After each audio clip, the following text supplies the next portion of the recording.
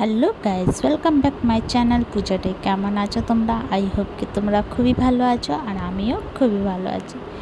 তো শ্রাবণ মাস স্টার্ট হয়ে গেল। এখানে দেখো আমি হারা হারা চুড়ি পরে নিয়েছি। খুবই ভালো লাগছিল চুড়ি হাতে হারা হারা, আর সবাই হাতে হাতে যে চুড়ি থাকে খুবই ভালো লাগে হারা হারা। তো চলো এবার রান্না করে যাই। অনেক দিন দিয়ে বাবুর একটু আবদার ছিল কি মামা ব্রেড দিয়ে কিছু মিষ্টি বানা। তা আমি বললাম ঠিক আছে। তো ওই যে সন্ধ্যার সময় তো রান্নাঘরে যাই, কড়াই বসিয়ে দিলাম। কড়াইয়ের মধ্যে দিয়ে দেবো দুধটাকে একটু জাল দেবো, আর এখানে আমি ব্রেড নিয়ে নিলাম। তো কিছুটা ব্রেড আমি বার করে নেব। তো এই ব্রেড দিয়ে আমি বানাবো একটা বাবুর জন্য মিষ্টি কিছু।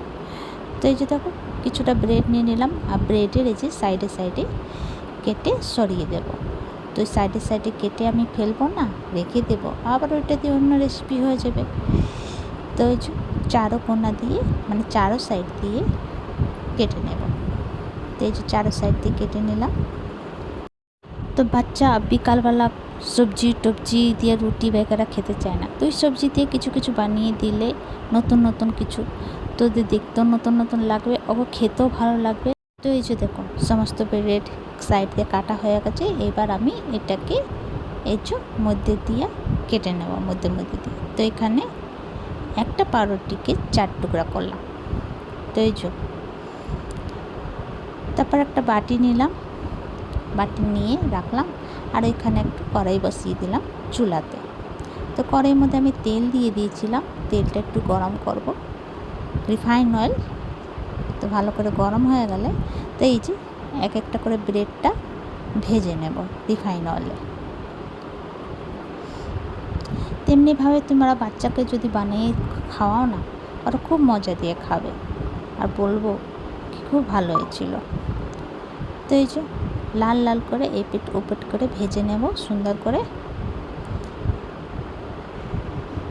তো এখানে আমার ভাজা হয়ে গেছে, এবার আমি তুলে নেব। একটা দুটো একটু বেশি ভাজা হয়ে গেছিলো এর মধ্যে, দেখছো একটা দুটো একটু বেশি ভাজা হয়ে গেছিলো। তো আবার একটু মধ্যে তেল দিলাম, তারপরে সমস্ত ব্রেডগুলি ভেজে তুলে নিলাম। তারপর ওই কড়াইয়ের মধ্যেই আমি দুধ দিয়ে দিলাম, দুধ দিয়ে জাল দেব। তারপরে এর মধ্যে দিয়ে দেবো চিনি দিয়ে ভালো করে জাল দিতে আছে, দুধটাকে একটু ঘন করতে আছে। তো এর মধ্যে দিয়ে দেবো আমি 2 চামচের মতন গুঁড়ো দুধ দিয়ে ভালো করে মিলিয়ে নেব, না তো গুলটি গুলটি মতন থেকে যাবে। তো ফুটিয়ে দুধটাকে আধা করতে আছে। আর এটা আমার দিয়ে দেবো আমি কনডেন্সড মিল্ক। তো দেখো ফুটিয়ে ফুটিয়ে দুধ আধা হয়ে গেছে, গাঢ় হয়ে গেছে একটু। তো তোমরা যদি চাও তো আরও গাঢ় করতে পারো, তো আমি দিয়ে বেশি গাঢ় করলাম না। তারপরে এই যে ব্রেডটার উপরে আমি দিয়ে দেবো।